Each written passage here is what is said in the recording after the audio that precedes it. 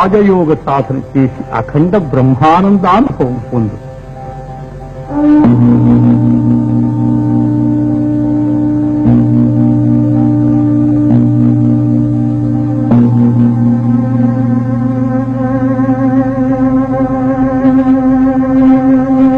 రమారమణ గోవిందు.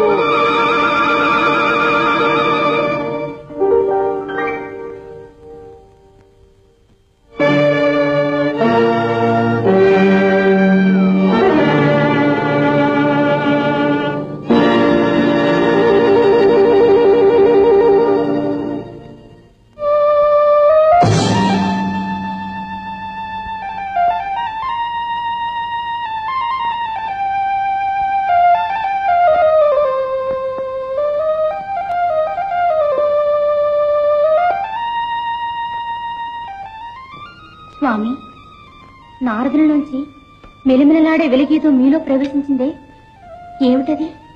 అది నారదునికి ఆదిశక్తి ప్రసాదించిన విజ్ఞాన తేజస్సు. ఆత్మస్థుతి దోషం వల్ల అతని నుండి తొలగిపోయి నాలో ప్రవేశించింది. మరి ఆయన మీద నల్లని నీడ వచ్చి పడిందే, అదేమిటి? అహంకార గర్వం వల్ల ఏర్పడ్డ అంధకారం అది, మహామాయ. పరనిందా దోషంతో నారదుని పూర్తిగా ఆక్రమించుకున్నాడు.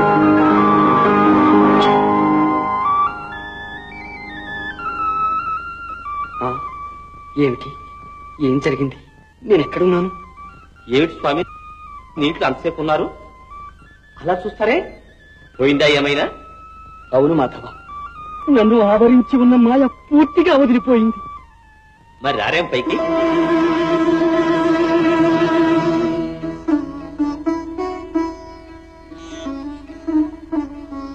కృష్ణ, నేను పోగొట్టుకున్న జ్ఞాన సంపత్తి తిరిగి లభించింది.